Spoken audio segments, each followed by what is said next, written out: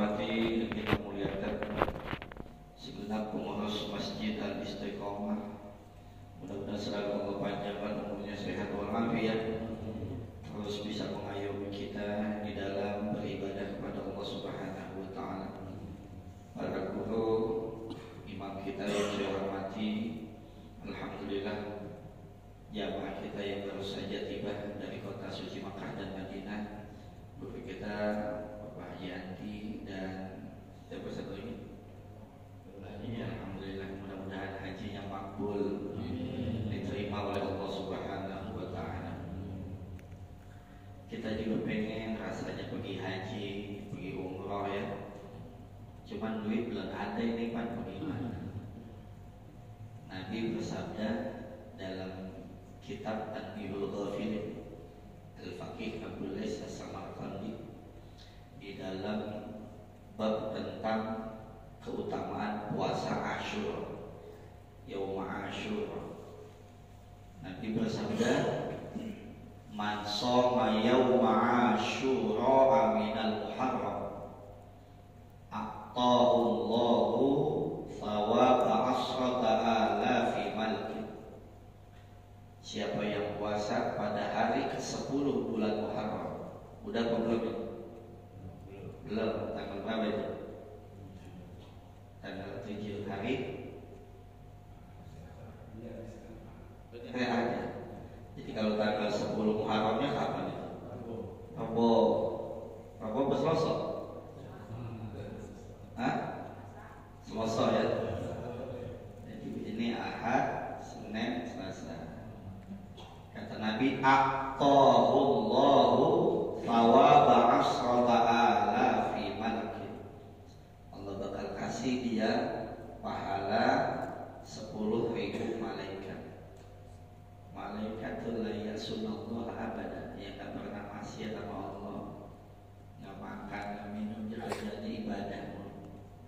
Wa man shoma yauma asyura minal muharram uqtiya thawaba asrata alafi hajjin wa muqtamir.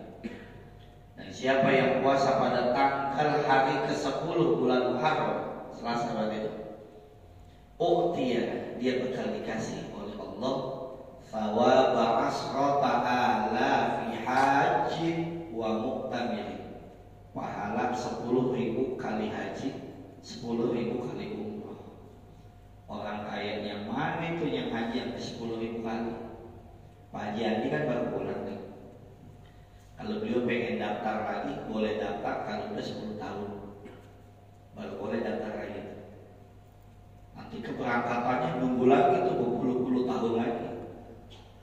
Ini keutamaan puasa Asyura.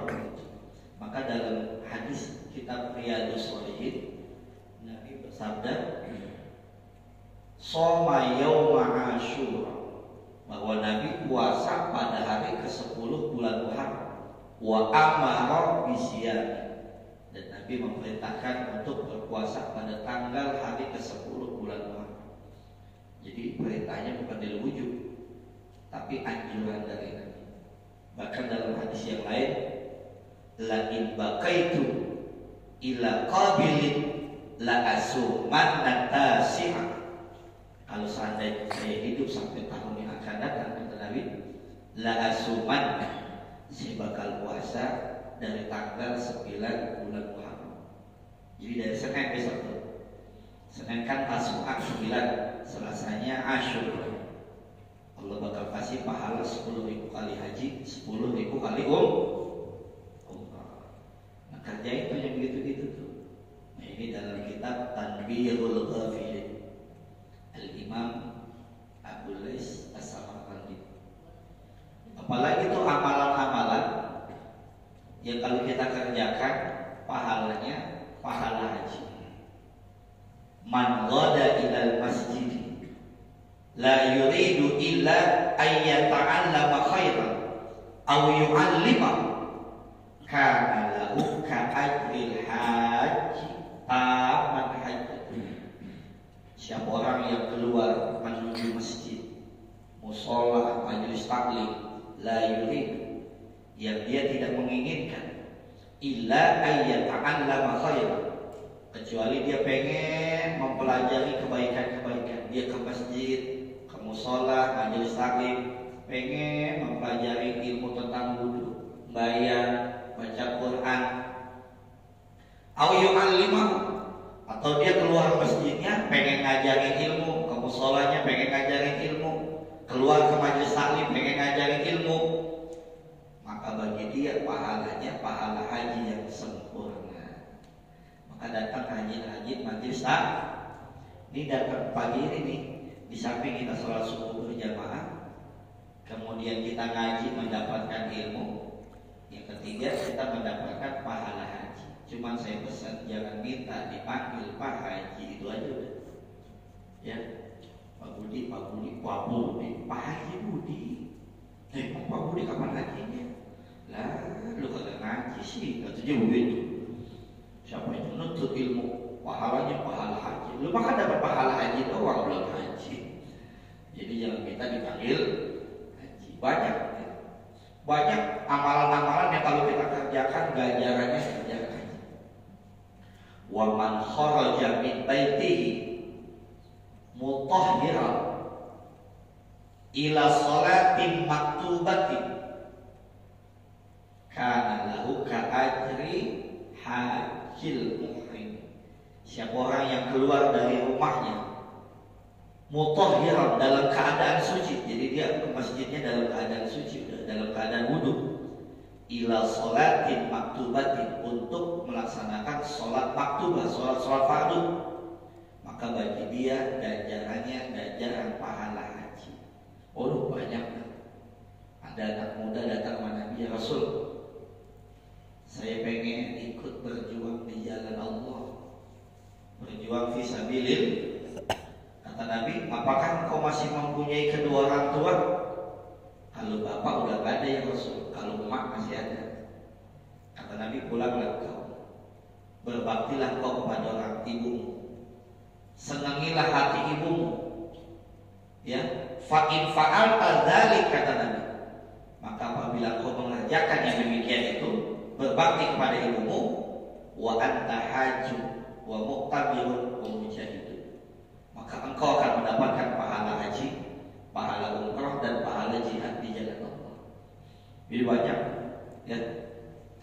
Nah, dalam rangka menyikapi awal tahun 1446 Hijriah ini, supaya kita lebih dekat kepada Allah Subhanahu wa taala, dengan harapan kita amal-amalan kita yang sudah kita kerjakan selama di tahun 1445 Hijriah yang baru saja kita lewati berkenan diterima oleh Allah Subhanahu wa taala. Segala kekurangan, kehilapan, kealfaan dimaafkan oleh Allah Subhanahu wa taala. Maka dalam menghadapi awal tahun ini, sebagai bahan motivasi kita untuk semakin meningkatkan volume ibadah kita kepada Allah, ada satu nasihat dari Al-Imam Ali karramallahu wajhah dalam kitab Risalatul Mustarsyidin. Qala Ali radhiyallahu anhu, telah berkata Al-Imam Ali radhiyallahu anhu, mudah-mudahan Allah meridhoinya, ya benar Adam, wahai manusia, la tafrah bil ghina. Kata Imam Ali, manusia, la tafrah bil ghina, jangan terlalu bangga kalau tiba ngandelin harta. Jangan senang kalau tiba harta banyak, ibadah kagak. Jangan senang. Sebab harta banyak kayak apa bakal kita habisin. Punya duit banyak kayak apa, habis bukan? Habis. Kita bawa itu PRJ, masih buka kan di PRJ? Hah? Masih buka pagi ya? Sampai tanggal berapa? Hari ini. Hari ini. Ya, pokoknya ntar habis ini kita sholat dah. Penutupannya kan? Ya, jadi ntar siap-siap pulang haji nih. Siap-siap, buat duit yang banyak. Saya juga ganti baju dulu, kita sholat. Ya, kita jalan-jalan ya, gaya aki-aki ke PRJ kan. Ya, bakal kita habisin. Duit banyak kayak apa bakal kita habisin. Maka kata Imam Malik, jangan bangga kalau cuma ngandelin duit banyak. Ya, duit banyak kayak apa bakal kita habisin. Wa ma indallahi ba, Apa-apa yang ada di sisi Allah itu yang kekal. Wa ma indakum yanfad wa ma indallahi baq. Apa yang ada pada diri kalian yanfad, bakal hilang, bakal habis. Wa ma indallahi baq. Apa yang ada di sisi Allah bakal kekal. Itu yang kita masukin tromol tuh. Kalau lagi ada pengajian atau sholat Jumat, itu yang kekal. Yang kita punya mah bakal habis. Kita kasih bini duit 10 juta. Kita suruh begitu bini kita ke tengah blok A, blok F dah habis. Lalu udah pulang aja, bukan habis duitnya. Tuh. Janganlah kamu bangga kira kalau timbang duit banyak. Tahu timbang? Timbang tahu nggak timbang? Kita tanya sama Pak Haji tuh, ya. Beliau kampusnya banyak ini. Jangan bangga kalau timbang duit banyak, bayar kagak. Maka kata Imam Ghazali dalam kitab Bidayatul Hidayah, wala tafrah illa bi ziyadati ilmin aw amalin shalih. Janganlah kamu senang, kamu bangga, kecuali kamu senang kalau ilmu dan amal soleh nambah. Kenapa tuh kalau ilmu dan amal soleh kita nambah, kita boleh senang? Fa innahuma rafiqaka yashabanika fil qabr. Karena ilmu dan amal soleh itulah yang nanti bakal nemenin kita di dalam kubur. Emangnya nemenin kita siapa? Ya istri saya Pak Ustaz. Kalau saya kan sama istri cintanya sehidup semati. Saya nggak percaya. Kalau cintanya sehidup saya percaya. Kalau sehidup semati saya nggak percaya. Ada yang lakinya mati duluan, bininya gak ngikut. Ya kan? Bininya mati duluan, lakinya ikut gak? Enggak. Tuh, Masya Allah. Kamu boleh senang kalau ilmu dan amal soleh kamu nambah. Umur makin berkurang, mestinya amal makin bertambah. Ya, emang apa tuh? Karena ilmu dan amal soleh itu rafiqaka, yang akan menemanimu, yang akan menjadi kawanmu, ya sahabat di kafir dan menemanimu di dalam kubur. Emang yang nanti nemenin kita dalam kubur siapa? Ilmu dan amal soleh. Tuh, sedekah yang kita keluarkan, amal-amal kita yang lain yang kita kerjakan itu. Haitsu yatakhallafa anka ahluka. Sekiranya nanti keluarga ninggalin kita. Saya kalau meninggal dunia, emang bini ikut, cuma sampai pemakaman. Saya dikubur, dia kagak ikut, dia pulang. Ada orang bininya meninggal, Pak. Doanya gancang banget lakinya. Gancang artinya gancang. Hah? Semangat banget. Ada bininya meninggal, lakinya doa semangat banget. Saya deketin, saya tepak pundaknya. Doa sih semangat banget lagi dapat musibah. Biar Pak Ustaz, emang saya lagi tungguin begitu katanya. Hei, jangan pede lu Bu. Patut. Makanya saran saya kalau ada bini yang meninggal, jangan lakinya deh yang doa, panggil usahakan dia aja. Lakinya suruh doa, bilang banget. Begitu mau dimakamin istrinya, saya bilang bapak nggak usah ikut Pak, biar kita tetangga yang ngurusin almarhum. Nggak apa-apa Pak Ustaz, saya mau berbakti sama bini saya yang terakhir, yang bodo amat, yang udah bilang Yesus aja ikut juga ke pemakaman. Sampai pemakaman saya sangka dia di musola ngeliatin doang gitu, ngikut nguburin. Subhanallah, yang lain injeknya pelan-pelan kuburannya. Dia kecok banget. Saya deketin Pak pelan-pelan, Bapak lagi dapat musibah, tahu Mas, takut jatuh. Nggak apa-apa Pak Ustaz, biar bini saya nggak balik lagi begitu. Waduh, ilmu amal-amal yang namanya kita. Sekiranya nanti kita meninggal dunia, kita dimakamkan di dalam kubur, emang keluarga ikut nemenin pulang. Siapa lagi yang pulang? Wa maluka harta yang dulu kita cari sampai kagak sembahyang, yang dulu kita nyari duit sampai kagak sempat duduk di majelis taklim, nggak sempat ngeriung begini nih, bayar kagak sempat, puasa kagak sempat, ngaji nggak sempat, sibuk nyari duit mau udah ditentuin sama Allah. Rezeki kita tuh udah ditentukan sama Allah masing-masing, ya, udah ditentuin. Wa may yatawakkal 'ala Allah fa huwa hasbuh. Innallaha balighu amri qad ja'ala Allahu li kulli syai'in qadir. Udah ditentuin. Lautir tanpa bayar sama wal ardh. Kalau seandainya ada orang nyari duit sampai terbang-terbang, Pak. Coba ya. Orang nyari duit sampai terbang-terbang. Kan kalau tukang dagang nyari duit sampai keliling ya. Ini mah terbang-terbang. Kalau ada orang nyari duit sampai terbang-terbang, min goyne rizqika lam tajid. Kalau itu bukan rezeki kita, nggak bakal dapat. Walaupun nyarinya pengen ngapain? Terbang-terbang. Kalau emang udah rezekinya, Pak, masya Allah, kita tinggal datang ke majelis taklim, di pintu ada yang nyangkutin kantong resek. Subhanallah, isinya air jam-jam, korma, kacang Arab, kismis lagi loh, kismis, sama baju gamis, ukuran 52 per 24, ukurannya 52 per 24. Siapa itu yang nyantolin? Ya, padahal kita tinggal ngaji itu milik, nggak kemana itu. Assalamualaikum, salam kata tetangganya. Lah mana ini? Orangnya ngaji, ntar juga balik. Emang apa ini nganterin oleh-oleh dari Pak Jandi. Orangnya kagak ada lu bagi. Gua aja nih yang ada dibagi. Lah amanatnya buat dia. Ya enggak? Emang bukan rezekinya, nggak bisa. Dia cantolin aja di pintunya. Masya Allah, begitu kita pulang ada kantong res. Kadang-kadang isinya teh bubuk sama gula batu yang warna kuning sekepol-kepol. Karena ada tuh gula batu yang sekepol-kepol ya. Gitu. Tuh, harta ninggalin kita, istri ninggalin kita, keluarga ninggalin kita. Padahal dulu kita nyari duit sampai kagak sebayang itu.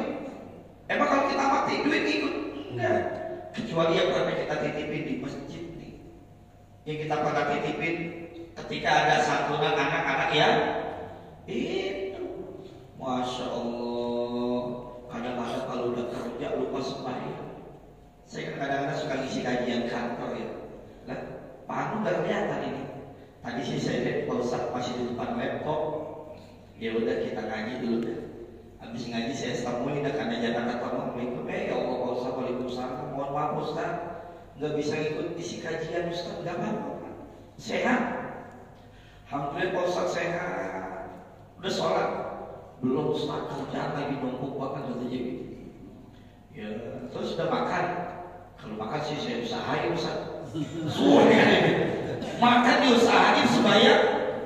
Ya Allah, saya kalau jadi malaikat Islam tuh bocor keknya begini-begini. Harta kita tinggalin. Emang kalau kita meninggal dunia keluarga dapat nikahan? Harta ninggalin kita, keluarga ninggalin. Padahal dulu kita nyari duit sampai kagak sembahyang, sampai kagak sempat datang majelis taklim. Masya Allah, siap-siap benar ini. Asli ya. Subhanallah. Dulu apa namanya? Kalau dibagi air zam-zam dari haji, ya Allah alhamdulillah. Sekarang dikasih air zam-zam dari orang yang pulang haji. Mudah-mudahan dengan keberkahan minum air zam-zam ini ya Allah satu saat bisa ke Mekah, ke Madinah. Alhamdulillah. Makanya kalau sama Allah mah jangan pakai ngomong begini. Ilokan gue bisa ya, sampai kapan gak bakal berangkat tuh kalau gitu mah. Tahu ilokan? Ilokan ini gue bisa haji. Ya, ilokan. Sama Allah mah jangan pakai ilokan. Tahu ilokan gak? Apa sih ya ilokan? Hah? Apa iya gue bisa haji? Ya. Apa Allah mah udah yakin. Allah kalau udah memampukan hambanya, tidak mesti masuk dalam logika kita. Allah bakal kasih jalan cara dengan jalan caranya Allah, bukan jalan caranya kita. Ya kan? Lagi jalan digital orang kaya, mau mana ngaji? Kalau kita digital orang kaya, mau mana ngaji? Udah haji belum? Besok ke Papua datang ya ngaji. Gara-gara digital orang kaya. Kan saya udah kasih cerita. Ada tukang urut pergi haji, ya. Ada orang pergi haji, kakinya keseleo. Kata bini dia, gimana Pak? Dikit lagi mau haji, kalau kaki keseleo berarti di sana bagaimana? Iya nih Bu, ya bagaimana ibu? Panggil tukang urut, dipanggil tukang pijat. Alhamdulillah atas izin Allah, baik itu dipijit. Baik. Lakinya ngomong begini sama bininya, alhamdulillah bu, bapak kaki enak ini, ngangkat-ngangkat berat juga alhamdulillah. Kata bininya, ya alhamdulillah sih pak, nanti kalau disuruh kamu gimana pak? Iya ya bu. Terus gimana bu? Ya bapak gak usah pusing-pusing, ajak aja tuh orang pergi haji. Pergi haji, gara-gara mulut tutup. Makanya bapaknya belum pergi haji, pengen pergi haji jadi tukang mulut. Insya Allah pergi haji. Allah punya kuasa, ya enggak? Allah bakal kasih jalan cara dengan jalan caranya Allah, bukan dengan caranya kita. Kalau kita mah ya apa iya, ilok ya, ilok dulu bangga banget. Nggak usah ya. Allah kudu yakin, Allah maha segala-galanya. Kalau Allah sudah berkehendak, idza arada ayyaqula lahu kan dalam surah Yasin kita baca, ya. Kalau Allah sudah berkehendak, idza arada ayyaqula lahu, Allah kalau sudah berkehendak tuh subhanallah. Cuman kita kadang-kadang kurang bersyukur. Makanya Allah ulang-ulang ayatnya, fa bi ayyi ala'i rabbikuma tukadziban. Jangan terlalu bangga kalau cuma ngandelin harta, ya. Itu mau bakal kita habisin, bakal hilang. Ya, ibadah kita tingkatin, amal kita kan. Walatanat bil fakri lan ojo putus asa bil fakri dengan kefakiran. Jangan putus asa dengan kefakiran akhirnya banting setir, nggak lagi dia lihat ini boleh apa kagak, ini haram apa kagak, aja terus. Jangan putus asa dengan kefakiran. Yang hidupnya nggak punya bukan kita doang. Ada orang hidupnya lebih nggak punya dari kita, nggak pernah ngeluh. Ya kan? Nggak pernah ngeluh. Yang hidupnya susah bukan kita doang. Banyak orang yang hidupnya susah nggak pernah ngeluh. Ya kan? Tuh. Makanya orang hidupnya bahagia tidak melulu duitnya banyak.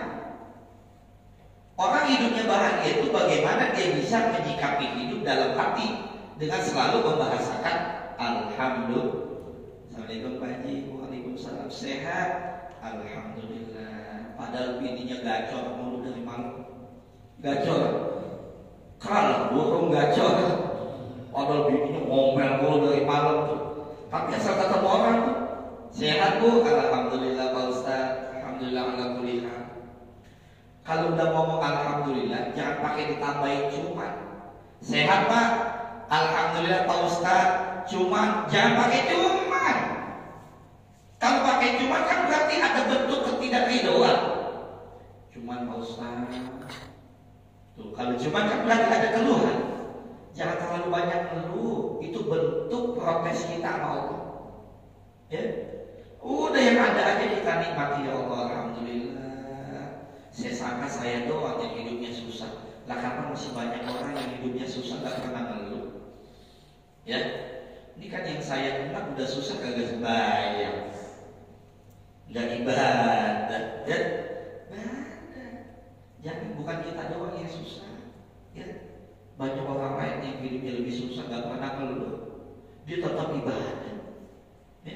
Tetap mendekatkan diri sama Allah. Maka jangan putus asa dengan kefakiran. Wala tahzan bil balak lan ojo sedih bil balak dengan ujian. Ngapa sih ini pala belum baik, delari ke kaki yang kanan belum mendingan, delari kakinya ke kiri. Lah, selama kita hidup di dunia ujian mah gak ada udahnya. Betul banget ya? Ya kan? Bisa jadi ujian dari kita, dari bini, dari anak, dari saudara, tetangga, ya kan? Mertua, cucu, dari mantu. Nah selama kita hidup ujian mah gak ada udahnya. Lihat dan dunia darul balwa. Karena dunia ini tempatnya uji. Yang diuji itu bukan kita doang. Ini yang dapat ujian ini bukan kita doang yang ngaji subuh nih. Orang juga pada punya ujian, gak sedih. Ya, gak sedih. Kita kadang-kadang dikit-dikit mulu siapa baik kita ceritain masalah kita.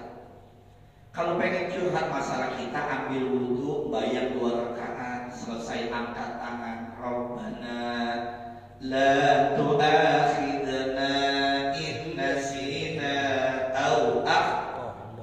Ini mah ada masalah, siapa baik kita ceritain. Wih, orang mah kalau udah tahu masalah kita, nolongin belum tentu, kalau ngomongin pasti. Lu tahu si Anu tadi ngaji ngantuk banget, capek kali dia malam pulang malam. Bukan, malam besok lain tanya sama bininya. Lu tahu? Tadi gua tanya tuh. Begitu dia tanya masalahnya udah tahu, bukan kasih solusi, ngomongin. Makanya ada masalah jangan sampai kecuali yang sekiranya kita datang sama dia bisa membangkitkan semangat hidup kita, ibadah kita, motivasi kita untuk lebih dekat kepada Allah. Ke Ustaz, Kiai, sekiranya orang yang bisa jadi payung buat kita. Ini masalah baik kita ceritain, ya kan? Orang mah udah tahu masalah kita, saya kasih tahu nih, nolong belum tentu, kalau ngomongin pasti. Jadi kalau lagi diuji jangan sedih, jangan ngomong masalah baik. Idza ahabballahu 'abdan ibtala. Allah kalau lagi depan sama hambanya diuji. Emang Bapak mau punya anak sekolah lagi kelas 1 SD, mau SD. Lah kalau mau naik tingkatan ada ujiannya, kita juga begitu. Pakai ngomong begini. Alhamdulillah Pak Ustaz. Ya saya dari zaman hujanan sampai saya nikah, sampai saya punya anak 3. Alhamdulillah.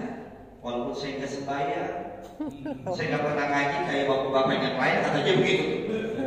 Saya sama keluarga nggak pernah diuji apa digoda setan, katanya begitu. Lah, saya bilang, lu sampai kapan nggak bakal digoda setan? Masa setan godain? Suwe banget. Yang digodain mah yang begini nih. Salatu wassalamu alaik. Bukan bangun selimut ditarik. Enggak. Tuh. Kalau yang digodain mah yang begini nih, yang kagak sembahyang kagak digodain. Yang digodain mah yang gini nih, lagi ngaji mata lengket, lengket. Lagi sembahyang belum. Udahnya angok sambil baca lagi. Nah, gimana sih bacanya ini? Angok dulu, jangan sambil baca. Ya, yang digodain mah yang begini, Pak, yang kagak ibadah mah nggak digodain. Makanya saya bilang sama dia, lalu sampai kapan nggak bakal digodain setan? Masa setan godain? Yang digodain yang begini-gini nih, ya. Kalau di masjid udah adzan subuh, kakinya masih kejepit di kaki begini. Ada itu, ya, ada aja godaannya. Yang begini digodain, lagi ngaji mantuk orang, makanya entar aja pulang ngaji, Pak, sampai siang nggak bisa tidur. Ya kan? Kalau di pengajian pembawaannya mata lengket banget, mulut amok mulut. Emang begitu tuh, entar aja pakai sendal baru aja sebelah nih, mata udah seger lagi baik. Sampai malam kagak bisa tidur. Sampai jam 2 Pak final kagak tidur tuh sampai subuh lagi. Suwe banget dari orang tuh. Sampai tuh di pengajian lagi sembahyang mata lengket banget itu. Setan.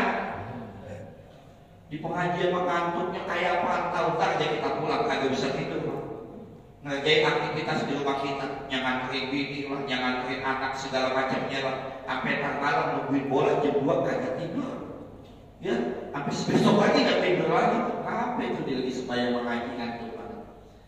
Jangan sedih. Allah kalau lagi cinta sama hambanya diuji, ya, tuh diuji sama Allah supaya Allah tahu mana yang betul-betul beriman sama Allah. Ya, jangan ngeluh. Wala taqra birrahi lan ojo bangga senang birrahi dengan kelapangan yang Allah kasih. Kalau Allah lagi kasih kelapangan, Allah lagi kasih kemudahan, jangan bangga, jangan angkuh, makin dekatlah sama Allah. Semakin bersyukurlah kepada Allah. Ini semakin Allah kasih lapangan sombong, ya takabur. Saya kalau ada orang sombong, saya diamin aja. Saya tungguin aja kapan dia mati, biarin dia ditolongin. Kalau ada orang sombong, biarin aja kapan dia mati, tungguin aja, biarin dia ditolongin. Biar jangan ngumumin dewek di sini. Biar jangan ngumumin dewek, biar jangan turun batang dewek, mati dewek, pakai kain kapan dewek, biarin dia. Dalam hadis kursi, Allah berfirman, "Kam min jabbar malakul maut.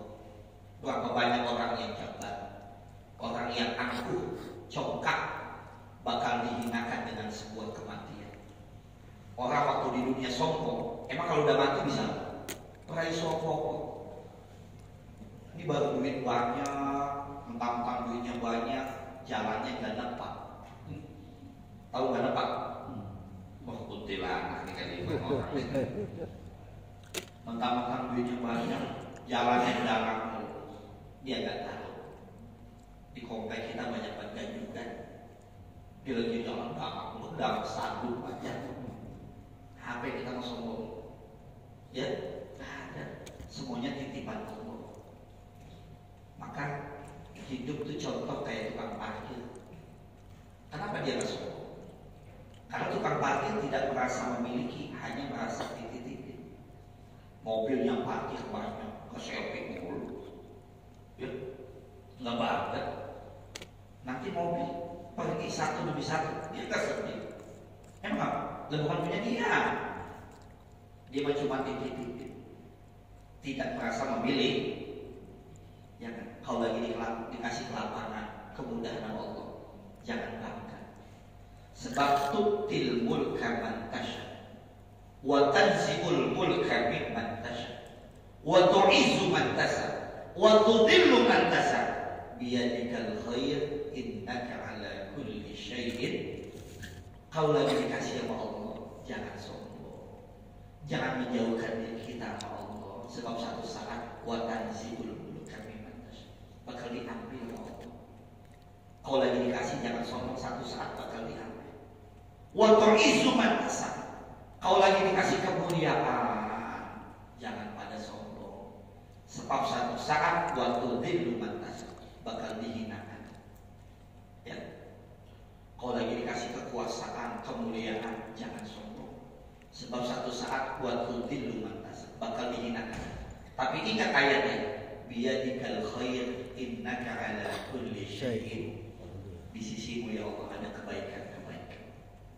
Tidak semua yang menurut kita gak enak bagi Allah gak enak. Justru ada hikmah di balik itu semua yang kita nggak tahu. Makanya kalau lagi dikasih kelapangan, jangan sombong, ya, jangan bangga. Fa inna dhahaba yujahibu minnar, maka sesungguhnya yang namanya emas diuji dengan api, ya kan? Mana yang betul-betul emas nih? Diujinya dengan apa ya? Dengan api. Wa innal abda soleha yujahibu bil bala. Begitu juga hamba Allah yang soleh yujahibu bil bala, dia bakal diuji dengan berbagai macam uji. Iya, tuh Allah kalau lagi ngangkat hambanya, lagi pengen muliain hambanya diuji sama Allah. Ya, jangan kita sangka setelah kita beriman gak diuji sama Allah, justru diuji sama Allah. Supaya Allah betul-betul mengetahui mana yang betul-betul beriman kepada Allah, mana yang hanya pengakuan imannya hanya sekedar di mulutnya. Wa innaka la tanalu ma turid illa bi tarki ma tastahib. Sesungguhnya kamu tidak akan mendapatkan apa yang kamu inginkan. Illa bi tarki ma tastahib, kecuali kamu meninggalkan keinginan hawa nafsu. Makanya kalau ngikutin hawa nafsu kita, Pak, pengennya nggak sembahyang subuh ini, ya kan? Pengennya nggak sembahyang subuh, emang apa sih? Pakai ada sembahyang subuh gelap-gelapan. Makanya hidup itu ikut kemauan Allah, bukan ikut kemauan kita. Kamu kamu tidak akan mendapatkan apa yang kamu inginkan, kecuali kamu meninggalkan hawa nafsu. Kalau ngikutin nafsu, semuanya ini tidur jam segini, ya kan? Semalam pulang malam enaknya tidur ini. Tidur enaknya, siang-siang enaknya bisa makan, tidur nggak sembahyang doang, ya kan? Tuh. Jadi kalau ngikutin hawa nafsu begitu, maka kamu nggak akan bisa mendapatkan apa yang kamu inginkan kecuali meninggalkan hawa nafsu. Walan tablugha ma tu'ammin illa bisabri ala ma taqwa. Dan kamu tidak akan sampai kepada apa yang kamu cita-citakan, apa yang kamu inginkan, kecuali kamu selalu sabar di dalam perjalanan. Sabar, ya. Tuh, apa apa yang kita inginkan, kita cita-citakan, sabar dengan tekun jalani. Di samping kita ikhtiar, kita berdoa kepada Allah Subhanahu wa Ta'ala. Ya, nah ini nasihat dari Imam Ali untuk kita semua, bahwa segala kehidupan apapun sudah diatur oleh Allah Subhanahu wa Ta'ala. Tinggal bagaimana kita menyikapinya. Ya, begitu juga kalau Allah sudah cinta sama hambanya, maka hambanya itu dipuji oleh Allah Subhanahu wa Ta'ala. Jadi jangan banyak mengeluh, jangan banyak mengeluh. Kalau mau juga munajat sama Allah, berdoa memohon kepada Allah. Makanya kata Nabi, mintalah kamu doa kepada orang dengan sebanyak-banyaknya. Ya, kalau ketemu tuh minta doa yang baik-baik. Dia misalnya sehat, alhamdulillah. Dia doain ya, biar sehat walafiat dia dah. Gitu. Kenapa tuh kata Nabi kalau ketemu orang minta doa kebaikan kepada orang sebanyak-banyaknya? Kata Nabi karena kamu nggak tahu dari lisan mana yang doa itu dikabulkan oleh Allah Subhanahu wa Ta'ala. Jadi kalau ketemu misalnya sehat, alhamdulillah. Ya udah doain ya biar sehat walafiat. Amin amin. Begitu. Karena kita nggak tahu dari mulut mana